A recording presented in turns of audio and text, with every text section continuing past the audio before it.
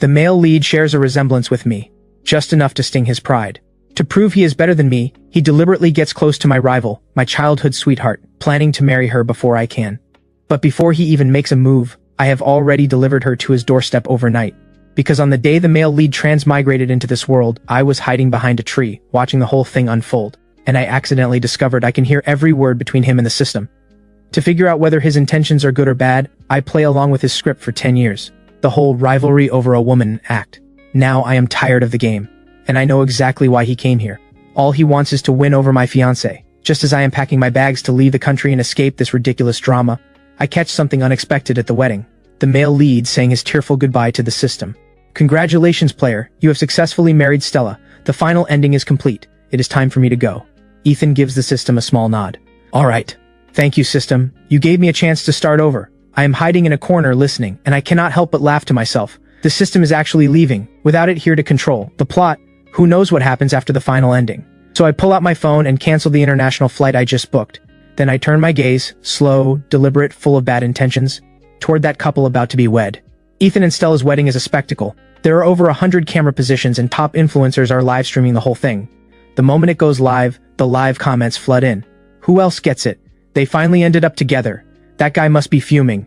It wasn't easy for them to get here. My Ethan finally found real love.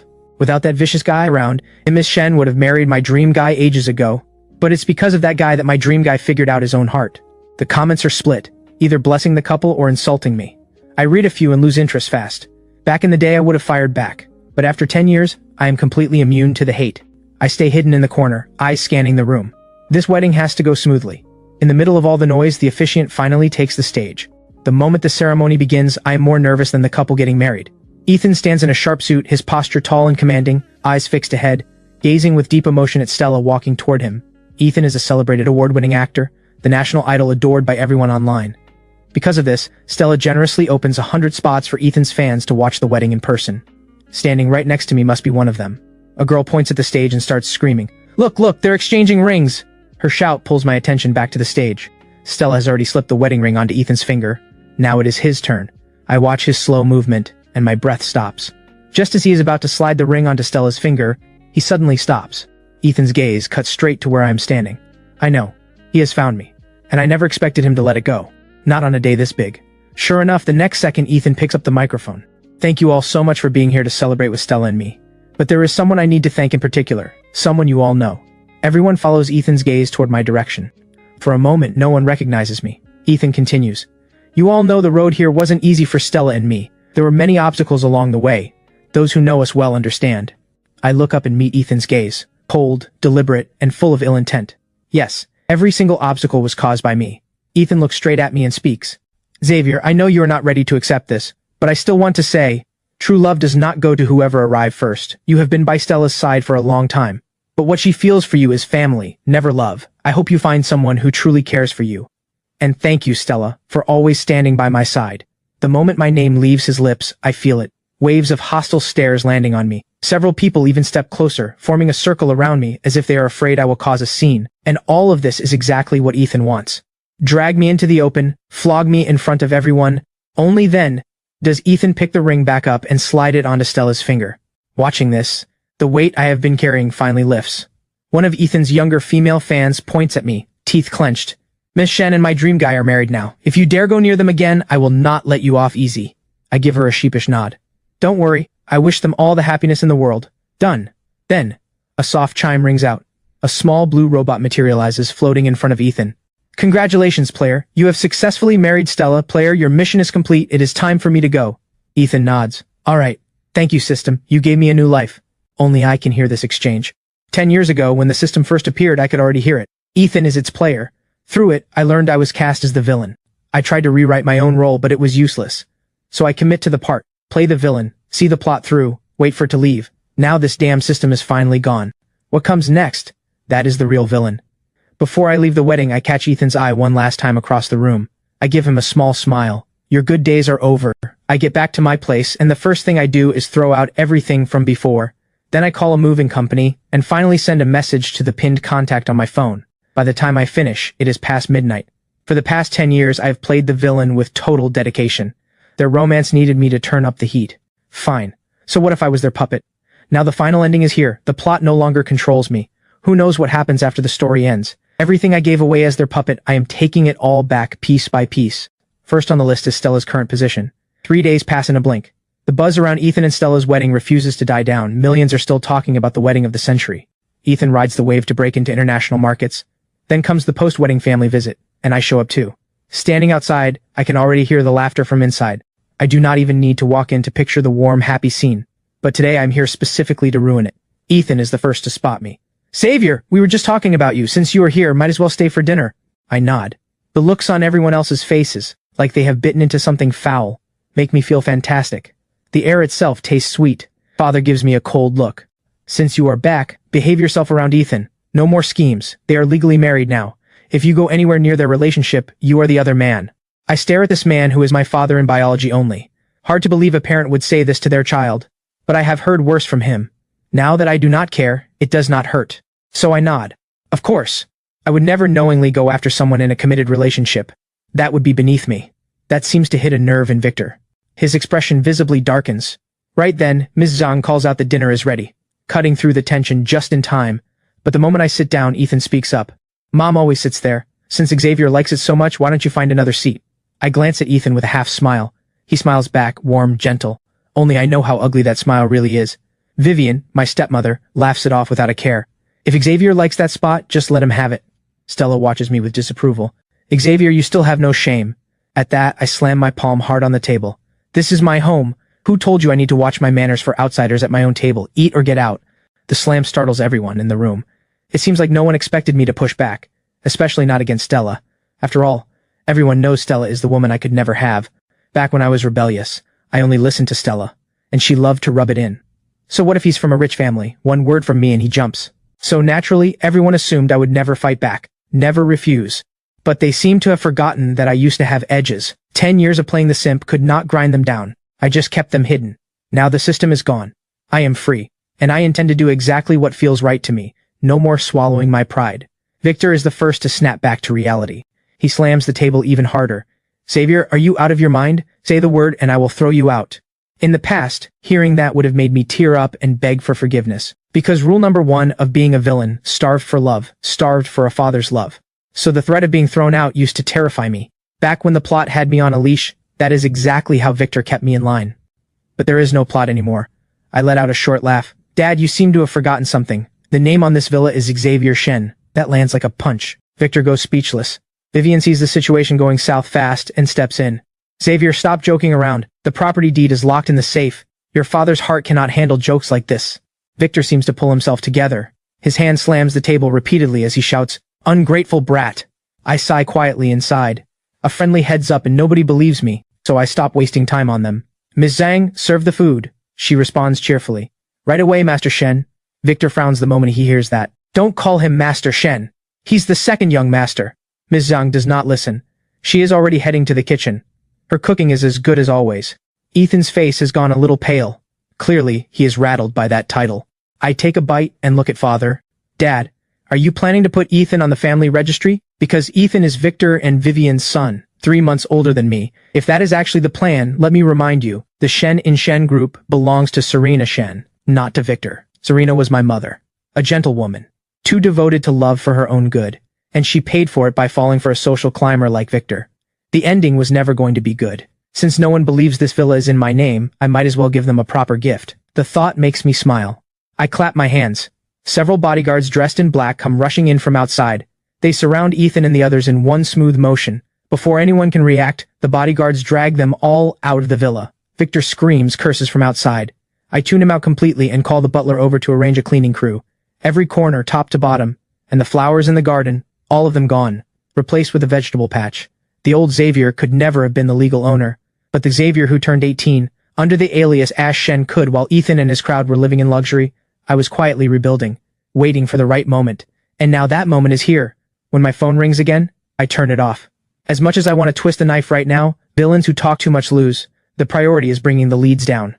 The next day, Victor storms over with Vivian in tow, furious. Running the Shen group for this long was not for nothing. The moment we meet, he tries to slap me. I catch his hand and redirect it straight into Vivian's face. I have been waiting a long time to hit this vicious woman. She was the final straw that broke my mother. She knew my mother was bedridden and moved right in with Ethan, making herself the lady of the house, throwing a paternity test in my mother's face. My mother never got to breathe her last breath in peace. She was literally angered to death. And Vivian's parting words? I didn't know she was that sick. 3 months after my mother's death, Vivian moved into the Shen household. That was the first time I met Ethan, and the first time I heard the system. I refused to accept it quietly. I exposed my father and Vivian's affair publicly.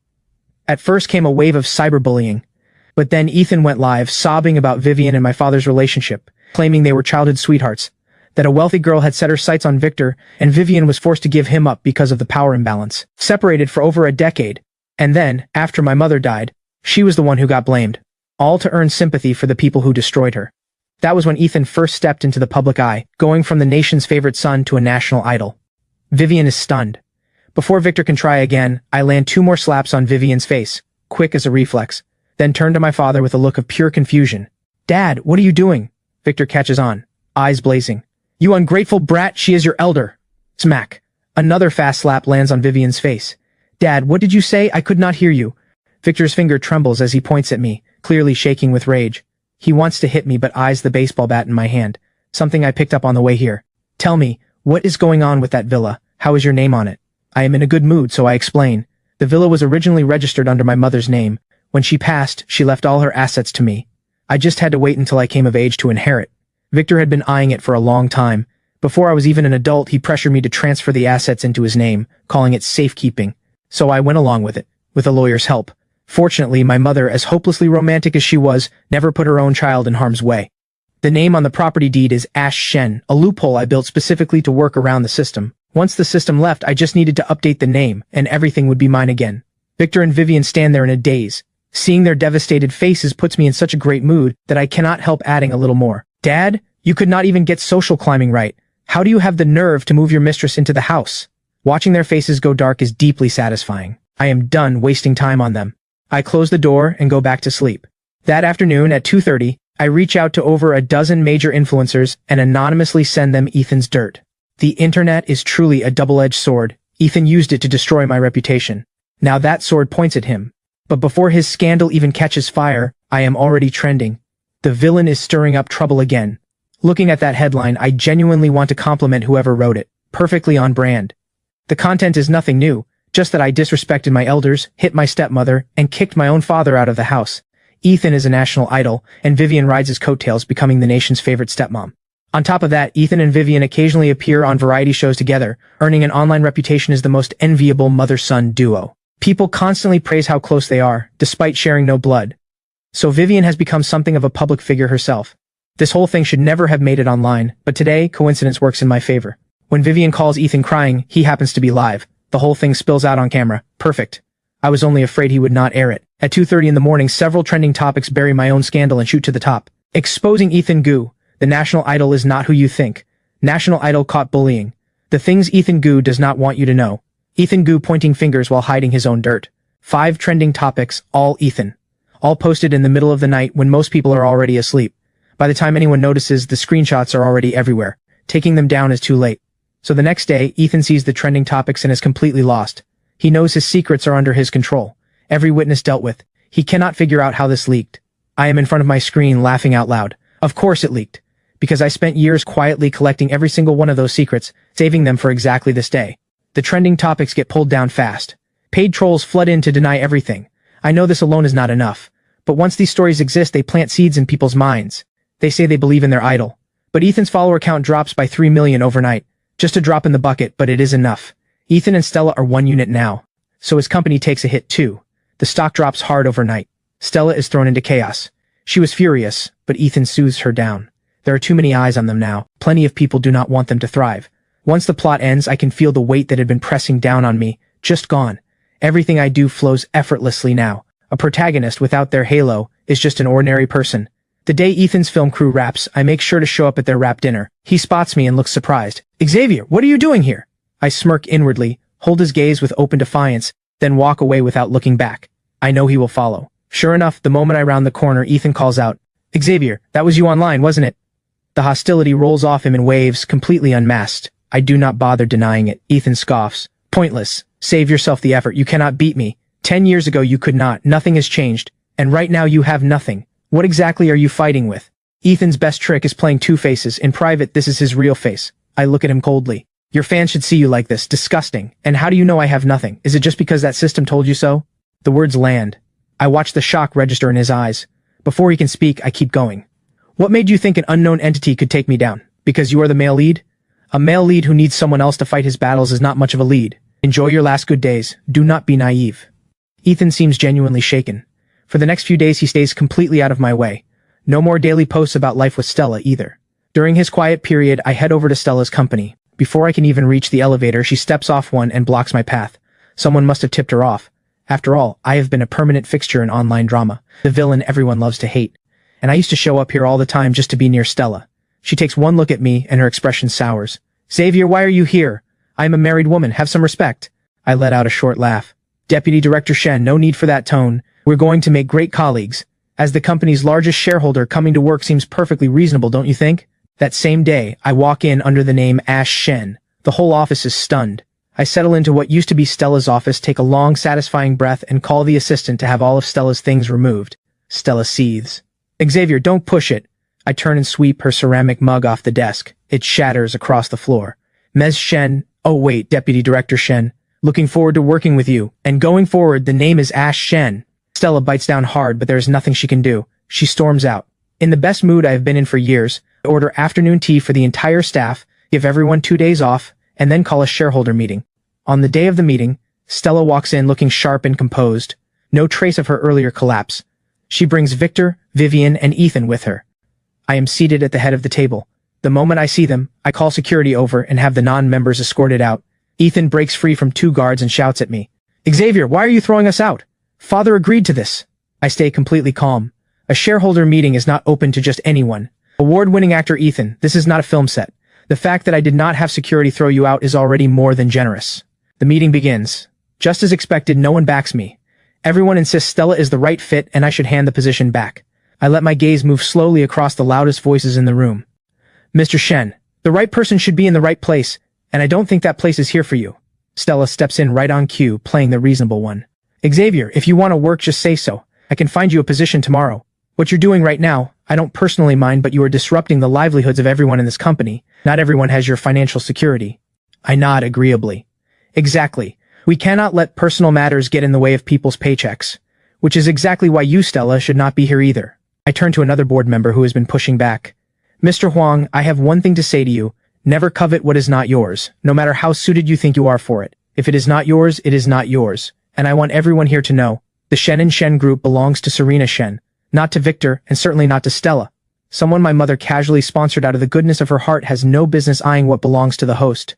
Stella was just one of many people my mother helped on a whim. Her capabilities are undeniable, but someone who bites the hand that fed her has no place in Shen group. 10 years ago, if the system had never appeared, I would not have even noticed Stella at all. When it comes to unpredictable variables, the safest place to keep them is right in front of you. Call it 10 years of being a simp, I call it 10 years of surveillance. The meeting ends. Word reaches me that Stella and Ethan have a blowout fight. Ethan blames Stella for being incompetent, for missing a vulnerability this massive and getting blindsided. Stella blames Ethan for failing to deal with someone she calls a complete idiot, me, after spending years inside the Shen family without ever getting Victor under control. I listened to my assistant's report and let out a cold laugh. What good would controlling Victor even do? His shares are barely worth mentioning. And a man that selfish, he would never willingly hand over what is his. The new boss always makes 3 bold moves. The first move targets Stella. I close in on her step by step at the company. Now she is nothing but a deputy director with an empty title. Less than 3 months into the marriage, they are already fighting every other day. After a period of low activity, Ethan starts posting his daily life with Stella online again.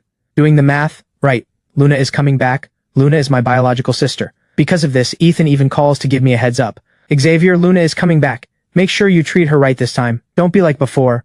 I laugh. I tell him not to worry. I will absolutely put in a good word for him with Luna. Make sure she knows what a caring brother Ethan has been. I hang up, face completely blank, and sink into the couch, drifting into memory. Back when the plot still had control over me, the one and only thing I managed to do outside of the script, against everyone's wishes, was send Luna out of the country. The plot's reach only extended within the country. Abroad, it had no power. As long as she was out, she effectively ceased to exist within the plot. It was a loophole. But it also shattered our relationship. It gave Ethan the opening he needed, and he played the caring brother better than I ever did. The price of breaking from the script was real. My body was no longer my own. 7 days as an NPC. But if it meant getting Luna out of the plot, it was worth it. That was also when the word villain first became attached to my name, and never left. Luna comes back. Stella straightens up too, returning to the office. Not for any other reason, only because Luna is the company's largest shareholder, and the two of them have stayed in contact all these years. The day Luna returns, Victor and the others all come back to the villa. Of course I go too. Compared to when she had just turned 18, Luna is taller, leaner, more mature. But her tongue is just as sharp. You got darker and fatter. That is the first thing she says to me. No emotion, no joy at the reunion, just straight to sparring. I respond with a blank face. I have put on a bit lately, but it is honestly not noticeable. Fine, I will work on it. Ethan grabs Luna's hand, voice thick with emotion. Luna, you are finally back. We have all missed you so much. Every day worrying whether you were eating enough, staying warm. And please do not blame Xavier. He did it for you. Luna's expression goes cold. She shoots me a resentful glare. I spread my hands helplessly. Kids hold grudges. Seeing this, Ethan pushes even harder, talking non-stop, until Luna snaps with a loud, "Shut up!" The living room goes quiet immediately. Victor looks displeased. Luna, that is your older brother. Watch your tone. Ethan is Victor and Vivian's son. I used to think Vivian just did not like children. Later I learned she, specifically, did not like the child my mother gave birth to. Luna keeps the same attitude as always. You shut up too. I'm clear-headed enough to know how many brothers my mother gave me. She says it while shooting me another glare. Victor dares to shout at me but would never cross Luna. She once put Vivian in the hospital for half a month with a single brick. Luna does not care who you are. If she does not like you, she will hit you. She has no concept of holding back. Vivian knows this better than anyone. When Vivian first moved in, Luna made her life so miserable she nearly had a breakdown. After that, no one dared to cross Luna. And yet this same person, had the plot run its course, her ending was always meant to be a bad one. Ethan and his group assumed Luna's return would have her and me going at each other's throats, giving them the perfect chance to sit back and profit. After all, the state of our relationship back then was plain for everyone to see. But instead, what they got was Luna and me running a flawless good cop, bad cop routine, flushing out every mole inside the company. That includes Stella and Ethan's plants, and Victor and Vivian's people. When I first got word of this, I was not sure what to believe. How entertaining. Two couples, each suspicious of the other, each reaching for something that was never theirs. The day the system left, I sent Luna a message telling her she could come home. That fight we had, it happened because she did not want to leave me alone here. We could not agree. I made the call and forced her to go, which conveniently gave everyone else the impression our relationship was broken beyond repair. The Luna who seems cold and untouchable to the outside world is now throwing a full-on tantrum at me. I am never leaving again. You are the worst. I laugh softly and ruffle her hair. No more leaving. Never again. The system is not coming back. 2.5 weeks later, Ethan is trending again. Getting to where he has made far more enemies than I ever did. I was just a villain. I never actually threatened anyone's interests. But Ethan, he wore the face of a sheep while doing the work of a wolf. Without the system, the truth was always going to come out. Looking back now, what the system said at the end sounds less like a farewell and more like a warning. Only Ethan took it as a blessing. Because what happens beyond the final ending, the system cannot control. Ethan comes bursting into my home while I am eating breakfast. Xavier, it is you again. Get those posts taken down, you hear me? I will sue you for defamation. Do not test me. The male lead standing before me is no longer a gentle idol. Just a man who has completely lost it. I wipe my mouth with a napkin. I did not do it. How would I take it down? And if I were behind it, do you really think this is all I would do? If not you, then who? You hate me most. I pull out a thick folder from inside and hand it to Ethan. Isn't your hatred of me well-deserved? Since you are already convinced it was me, I happen to have something I would love to share with you. The source is right here. Ask him yourself whether it is real. Ethan takes the folder. He starts flipping through casually, then faster and faster, until he hurls the whole thing onto the floor. Where did you get this? How do you have these? I had the system destroy all of this. Why do you still have it? I ignore his spiral. I pick up the papers and start reading aloud, pausing every now and then to ask if it is true. The nation's idol did this? Is this a failure of character or human nature? The emotional manipulation files are all here. I never would have guessed, Ethan. You are quite something physically. Does Stella know? Ethan snatches the papers out of my hands like a man possessed. Shut up. All of this is fake. I shrug. Go ahead and tear it up. I have plenty more. When force does not work, Ethan drops straight to his knees. Xavier, please, do not release any of this. It will destroy me. I was wrong. Please just let me go. I will stop fighting you. This could ruin lives. People have died over things like this. I lean down and look at him on the floor. I told you before, what is mine will always be mine. You will never take it. As for forgiveness, that is not happening. Do you remember how my mother begged you all? Do you remember what you did? You people drove her to her death, and what you put me through for 10 years? Do you want me to list every single thing? My dear brother, and I use that word loosely, you really had everyone fooled. Got a little too into playing devoted son to your mother's replacement, didn't you? Or did you forget whose son you actually are? Ethan, I will say it plainly. You are not smart. Without the system you would never have made it this far. Ethan wipes his tears, glaring at me with pure venom. This is not over. We will see who laughs last. I point at my phone. The thing is, Ethan, I am live. That hits him like a wall. He stares at my phone in disbelief. Then one anguished cry, and he is gone from the room. This time his world has truly collapsed. The national idol image he spent years building crumbles overnight. The famous mother-son act with Vivian. The bigger the flame it once burned with, the harder they burn now. And because of this, Victor's good man image is gone too. Every bit of attention he earned by stepping on my mother's memory comes flooding back as backlash. Shen Group stock falls, and keeps falling. The official accounts are flooded with fury. Victor had positioned himself as the victim back then, the forgiving husband who never retaliated, which made him look noble. Finance magazines still run his face on their covers. But when every lie unravels, the backlash hits 1,000 times harder. What goes around, comes around. As Victor dumps his shares in a panic, we buy them up at rock-bottom prices. Every last bit. Nothing stays in the hands of outsiders. Luna asks me what comes next. I hand the company over to her without hesitation. They were right about one thing. I am genuinely not cut out for office life. I am better suited to lying around and counting money. What comes next? I want to live for myself, for once. Nobody knows. But I have been quietly carrying feelings for someone for a long, long time. Locked away, untouchable. That person is who I truly want, the one I somehow let slip away. I do not know if there is still a way back, but if there is not, I will just have to be relentless about it.